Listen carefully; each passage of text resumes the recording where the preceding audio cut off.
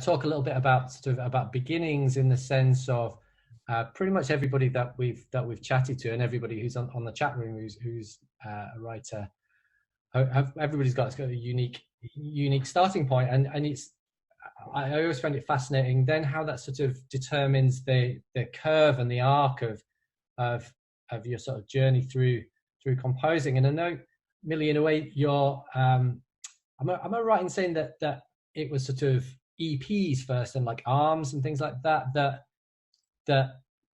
was that the first music that you were commercially releasing, and that was the top of sort of the top slice of lots of things that you'd done before, but that's when you gave yourself permission to do it?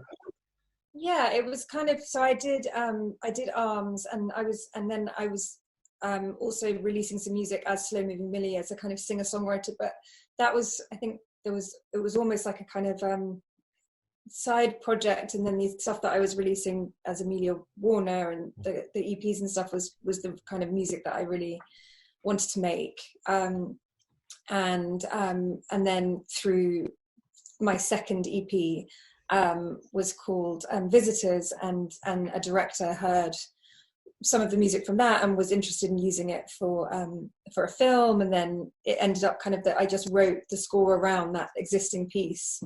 And before that I had already done a few, I've been doing some commercials, I've been doing some shorts, and so I knew that, you know, writing music to picture was, you know, what I wanted to do and where I kind of felt the most excited and comfortable. And but it was a slightly strange path.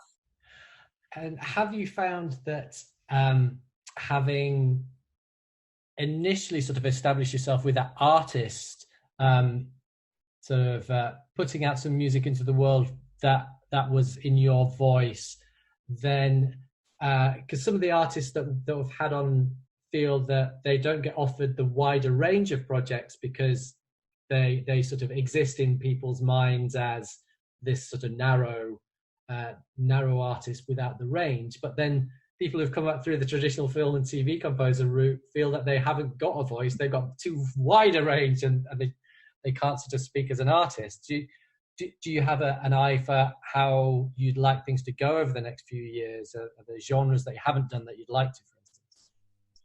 Yeah, I think it's interesting, and I think there's benefits, and then also, you know, always a downside to. I think it's nice to have a sound and a signature sound, and something that people, you know, think of you when they hear something, or they think, you know, I think that can be quite a useful thing, to have something that's quite definitive, and kind of distinctive. But then obviously you don't want to get pigeonholed into only doing that same sound again and again. So yeah, I mean, I think I just hope that I would get the chance to do all sorts of different genres, and actually I felt quite lucky to do when I did Mary Shelley, because it felt like that was a bigger orchestral kind of movie, and I got the chance to show it, I think, you know, a different side to the more kind of simple piano stuff that I'd done up until then. Was it a gear change in lots of practical and sort of should we say emotional resilience ways? Was it a tough gig or a dream gig? Yeah, it was both. It was a dream gig and it was a tough gig, and it was one of those weird things where creatively I felt very sure of what I wanted to achieve and I had a very clear vision of it, but the execution was really tough. And even like I remember the first because I'd only done one film before that, and even just the initial kind of sending stuff to the editor and not even knowing how to label it, and him kind of saying, it would really help if you wrote that, you know, just really, really simple things that I was doing so wrong. So it was, you know, a real learning curve, but I did luckily feel really confident in what I was writing and in how I wanted it to sound. It was just kind of getting it to that point, and also getting the people that I was working with to imagine what that would be, and to have to kind of sell the idea when I didn't necessarily, you know, because it was hard to imagine, you know, for them to imagine what it was going to be. Definitely. John, do you think that you've had, and just coming back to you, Millie, there's and I'm sort of going to squeeze together a couple of questions that people have sent in about one about demo reels from Nicholas Escobar, but also one from Rosemary Armstrong, who said that she discovered your music from Mum's List, particularly good for meditation, and wondered if any of the composers actually have other things in mind when they compose a piece of music. I think I'm going to squidge those two and quite a few other questions into a thing about storytelling, either musically, but also the sort of the story that surrounds us. So do you kind of, coming from your sort of Slow Moving Millie project, which was very much about musical storytelling, are you driven very much by the story of a film or a TV show?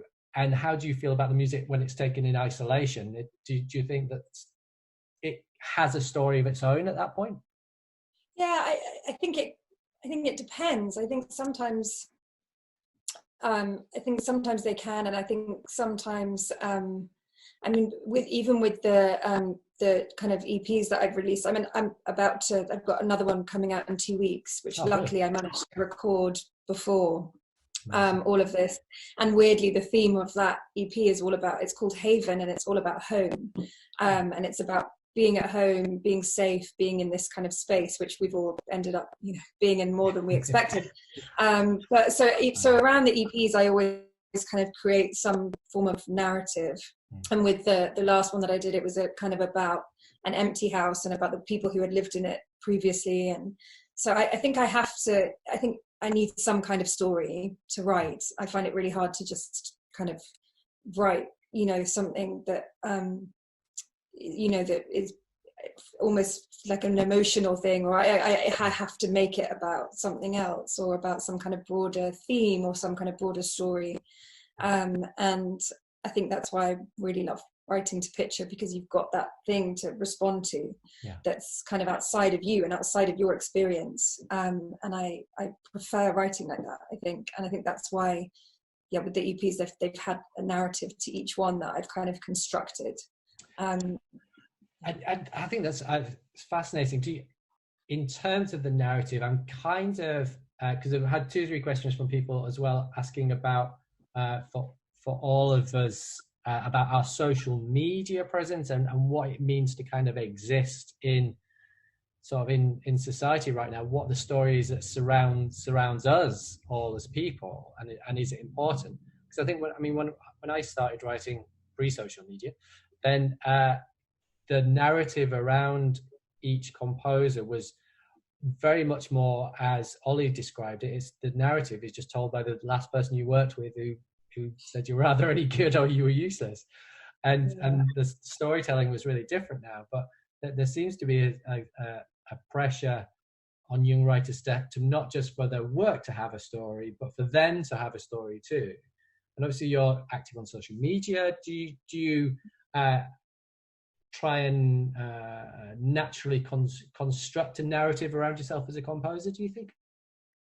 I think I kind of resisted social media for quite a long time, and I think I've struggled with navigating that thing because I was an actress for a bit, so I had a different kind of presence, I guess. And then I stopped doing that, and I kind of started doing other things and went on a kind of different path. And then I'm married to somebody who's well known, and so it can get really complicated and really difficult. And initially, I just found it a lot easier to have no online presence and to not invite in any of that kind of, just to not have that, just to not be thinking about any of it, and to just be trying to get on with working. But then I sometimes think that there's a empowerment in like controlling the narrative a bit more and having a little bit more, of a say in what your story is. And like you said, and not that and just kind of being a bit more open and a bit more honest about who I am and what my life is, and the things that I find beautiful and the things that I'm interested in and the things that kind of inform my work and inspire me. And so I've kind of been, for the last year, doing that, and I do like having that way of kind of presenting yourself, with no kind of middleman. You're not relying on what other people are saying, or but I'm in a weird position, basically, is what I'm trying to say, with just other external factors that I have to kind of manage. Yeah, I think it's interesting, and thanks for being just kind of straightforward about that, because and